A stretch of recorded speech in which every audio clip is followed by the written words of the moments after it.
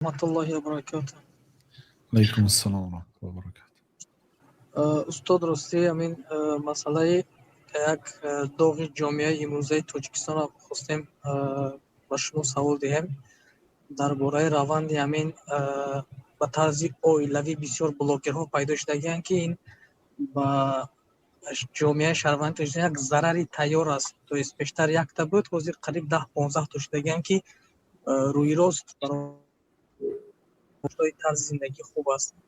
میخواستم با ایدی همین ها یک کم ترک با تاجیکستان میفهمده که صداتون پخش شد. مقصدتون همون بلاگرایی که زن و شوهر برآمده زنش رکلام میکنه همونهایی میگویید؟ بله بله استاد بله.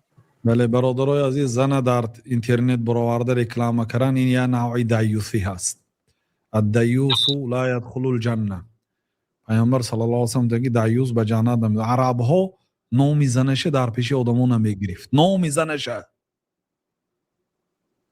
زنش در پیش مردها نمیگیرد. آیلم مادری فلانی کنایه که دیگه بزند. بنابراین الله تعالی 33 مراتب مریم نامش در قرآن گرفت که دانید که مریم یک بنده از بندگان الله است، زنی الله تعالی نیست.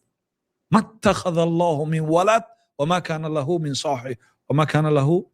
الله تعالی فرزند نگرفت و همسر هم ندارد. بعضی دشمنای اسلام، بعضی مشرک ها به الله تعالی همسر نسبت میدن، میگن که مریم همسر الله تعالی. میگه الله تعالی پاک است. الله تعالی قرآن کریم رو به زبان عربی نازل کرد. از بین زبان ها همه زبان ها رو الله تعالی آفریده است. همه زبان ها رو الله تعالی به آدم علیه السلام تعلیم داده است. وعلم آدم الاسماء.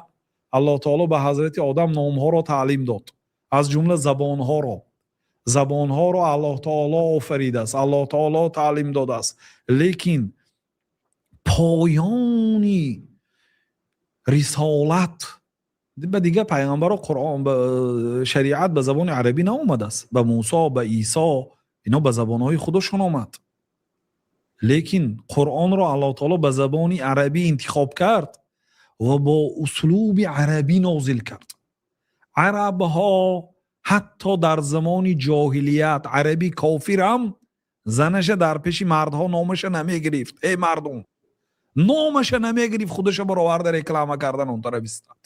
نامی زنش در پیش آدمون نمیگرد. همچون رشک، همچون غیرت نخواد شما زنتون رو بروری رکلام کنید. تا کجا حاضر نشان دهید به مردم؟ این دیوسی هست. زناتون خانه نشینند، زن و فرزنداتون رو تربیت کنه، کاری خودتون رو کنه. شما برآمده زندگی کنید، مهنت کنید. ما باز میگم ما از یوتیوب پول کار نمیکنیم. بعضی ها نوشتن که برای لایک و برای چی؟ نعوذ بالله. این یگانه حاضر وسیله که ما شریعت برای شما امانت میرسونه. یعنی که یک اینترنت به برآمده چی گفته پول کار کردن فکرش نکنید اون با راههای نادرست. مهنتی حلال کردن یاد گیرید. نخواد زنه برارید برای پرس موتور شده و برای لایک شده. نعوذ بالله. همین قدر کفایت است.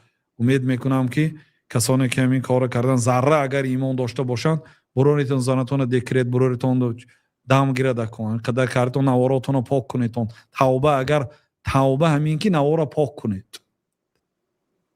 اگر هم تو توبه کردیم گویید زنتون آدمو تماشاگر اشتگی باشه میلیون پرس موتور دارد. همین باید پگر روزی قیامت چی جواب میدید؟ شما میدونید در فکری مردها چی فکران پیدا میشه وقتی زنی شما میبیند؟ یا نمیدونید؟ ندونید؟ پرسید از یگان کس. اونایی که زنی شما تماشا میکنه چی فکرها در سرش میبیاد؟ نعوذ بالله. نخواهد خیلی زنتون رو برارید با مردم رکلام کنید. الله تعالی هدایت کند. در همین قدر کفایتی میکنیم. والله اعلم و صلی الله و سلم علی نبینا محمد و علی آله و صحبه اجمعین.